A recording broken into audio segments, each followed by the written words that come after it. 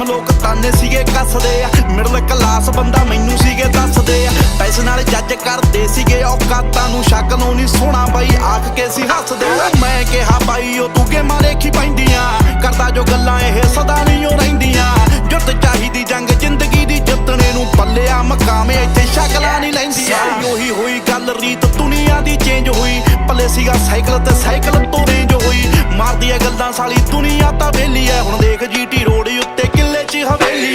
ਦੇਖ ਮਾੜਾ ਟਾਈਮ ਤੇਰਾ ਦਿਲ ਕਾਹਤੋਂ ਕੱਟਦਾ, ਟਾਈਮ ਨਹੀਂ ਉਹ ਦੌਰ ਆਇਆ ਮੂਸੇ ਵਾਲੇ ਜੱਟ ਦਾ। ਜਦੋਂ ਆਈ ਵਾਰੀ ਤੇਰੀ ਆਪੀ ਅੱਗੇ ਜਾਵੇਂਗਾ, ਜਿਹਨੂੰ ਕਰੇ ਰੱਬ ਅੱਗੇ ਉਹ ਪਿੱਛੇ ਕਦੋਂ ਹਟਦਾ। ਬਦਲਾਂਗੇ ਦੌਰ ਤੂੰ ਗੱਲ ਕਿਹੜੀ